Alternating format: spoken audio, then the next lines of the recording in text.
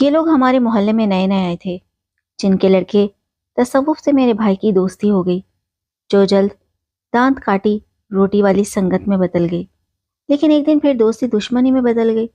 اس دشمنی کا سبب کوئی نہ جان پایا، مگر وکی بھائی نے تصوف سے قطع تعلق کر لیا۔ تصوف کے دل میں ایسی رنجش تھی کہ پرخاش نہ گئی۔ ہم نے تو اس بات کو ایک معمولی واقعہ سمجھ کر بھلا بھی دیا، لیکن ایک روز جب پولیس ہمارے دروازے پر آئی تو ہم حیران رہ گئے، کیونکہ پولیس میرے بھائی وکی کو اپنے ساتھ لے گئی۔ اس پر الزام تھا کہ اس نے تصوف کی بہن سنبل نامی لڑکی کو اغوا کیا ہے۔ یہ رپورٹ تھانے میں تصوف نے درج کرائی تھی، جبکہ وکی بھائی سنبل کو جانتے تک نہ تھے۔ ہم سب گھر والے بہت پریشان تھے۔ بھائی حوالات میں تھا اور اس کا کوئی پرسان حال نہ تھا۔ بڑا بھائی روزی کمانے کی خاطر سعودی عرب گیا ہوا تھا۔ والد صاحب وفات پا چکے تھے۔ گھر میں ہم عورتیں بھلا تھانے کچہریوں کے چکر کو کیا جانتی تھیں۔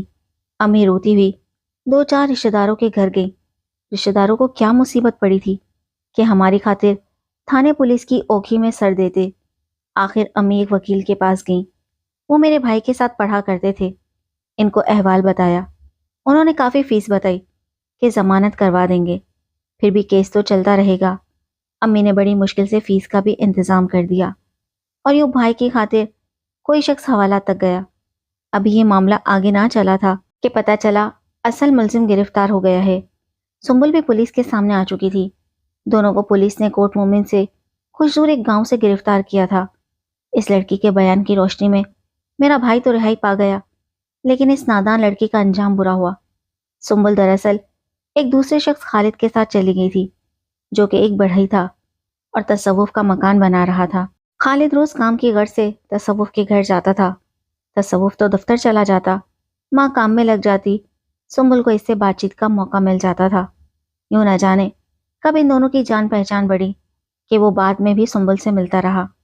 ایک دن ایسا آیا کہ سنبل خاموشی سے گھر سے چلی گئی۔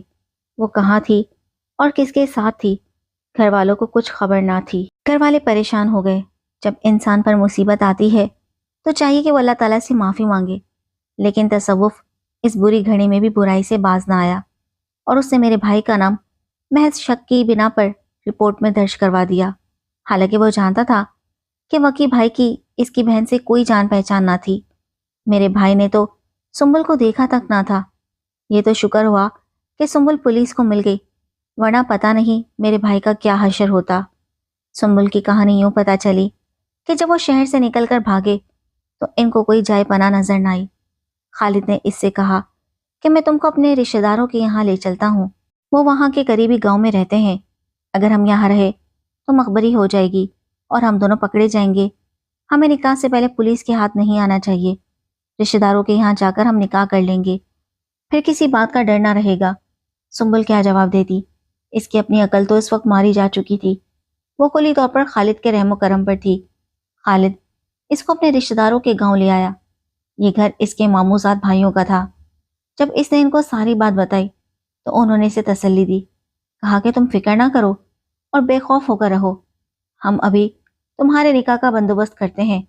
خالد اور سنبل مطمئن ہو گئے کہ اب محفوظ جگہ پر پہنچ گئے ہیں اور کل تک وہ میاں بیوی کے رشتے میں بن جائیں گے، پھر ان کا کوئی کچھ نہ بگاڑ سکے گا۔ ادھر خالد کے ماموزاد بھائی مولوی صاحب کو لانے کے بجائے سیدھا تھانے چلے گئے اور تھانے دار کو بتایا کہ ان کا رشتہ دار کسی کی بہن بیٹی کو اغوا کر کے لے آیا ہے، فوراً ہمارے ساتھ چل کر ضروری کارروائی کیجیے تاکہ کل ہم پر کوئی الزام نہ آئے۔ ہم بے قصور ہیں اور اس کیس میں ملوث ہونا نہیں چاہتے۔ یہ لوگ اس قدر خوفزدہ تھے کہ تھانے دار کے بغیر گھر جانا ہی نہیں چاہتے تھے۔ مبادا ان کو بھی سنبل کے اغوا کے کیس میں ملوث جان کر گرفتار کر لیا جائے گا، کیونکہ وہ ان کے گھر میں بیٹھے ہوئے تھے۔ ادھر خالد اور سنبل بے خبر بیٹھے تھے۔ پولیس پہنچ گئی اور دونوں کو گرفتار کر کے تھانے لے آئی۔ اب سنبل زاروں قطار رو رہی تھی اور کہہ رہی تھی کہ وہ خالد کے ساتھ اپنی مرضی سے آئی ہے، وہ اس کو زبردستی نہیں لایا، کیونکہ وہ دونوں شرعی طریقے سے نکاح کر کے ایک ہونا چاہتے تھے۔ انہیں یقین تھا کہ گھر والے اس امر پر کسی صورت راضی نہ ہوں گے، اس لیے انہوں نے یہ قدم اٹھا لیا تھا۔ پولیس والوں نے سنبل کے بھائی تصوف کو بلوایا۔ اس کو دیکھ کر سنبل کی حالت غیر ہو گئی۔ وہ ہاتھ جوڑ کر تھانے دار سے بولی، تھانے دار صاحب، خدا کے لیے مجھے گولی مار دیجیے، لیکن اب گھر واپس نہ بھیجیے۔ میں اب گھر نہیں جاؤں گی، ورنہ گھر والے مجھ کو جان سے مار دیں گے۔ یہ مجھ پر گھر سے بھاگ جانے کے باعث قہر ڈھا دیں گے۔ مجھے ان کے حوالے نہ کرنا۔ اس نے تصوف کی طرف اشارہ کر کے کہا، جس کے غصے کے مارے بری حالت تھی کہ اس کی جوان بہن اس کی نظروں کے سامنے حوالات میں تھی۔ اس کا بس نہیں چلتا تھا کہ اسی لمحے بہن کا گلا گھونٹ دے یا خود زمین میں سما جائے۔ مقدمہ شروع ہوا۔ عدالت میں بھی لڑکی نے خالد کے حق میں بیان دیا، لیکن جب خالد کی باری آئی وہ اپنے بیان سے منحرف ہو گیا۔ اس نے سنبل کو پہچاننے سے صاف انکار کر دیا۔ اب سنبل کی یہ حالت کہ جیتے جی مر گئی ہو، جس کی خاطر گھر، ماں باپ اور اپنا شہر چھوڑا، رسوائی مول لی، تھانے کچہری تک پہنچی، اس نے اپنانے سے انکار کر دیا۔ تاہم خالد تو سزا سے بچ گیا، لیکن سنبل کو عورت ہونے کی وجہ سے معاشرے سے سزا ملنا لازم تھا۔ اس پر چار جانب سے پھٹکار اور نفرت پڑی۔ ہر پناہ کا دروازہ اس پر بند ہو گیا، حتیٰ کہ اس کے بھائی نے بھی اس کو گھر لے جانے سے انکار کر دیا تھا۔ خالد پہلے سے شادی شدہ تھا، وہ سنبل سے خفیہ شادی کرنے چلا تھا، لیکن جب بات کھل گئی تو وہ پیچھے ہٹ گیا۔ اب سنبل کے لیے کوئی راہ نہ تھی، وہ کہاں جاتی؟ بالآخر اس کو دارالامان بھیج دیا گیا۔ وہ بہت دنوں تک دارالامان میں روتی رہی۔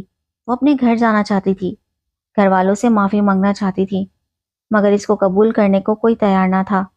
خالد تو اب بھی اچھی زندگی بسر کر رہا ہے، لیکن بد نصیب سنبل نہ جانے کس حال میں ہوگی، یہ کون جانے۔ خواتین کے حقوق جو دین و قانون میں مقرر ہیں، ان کا احترام لازم ہے، لیکن معاشرے کو ایک بار کی غلطی کو معاف کر دینا چاہیے تاکہ برائی جہاں سے شروع ہو وہیں تھم جائے۔ بھول کو معاف کرنے میں ہی بہتری ہے، ورنہ برائی اور بڑھ جاتی ہے۔ صبح کا بھولا شام کو گھر آ جائے تو اسے بھولا نہیں کہتے۔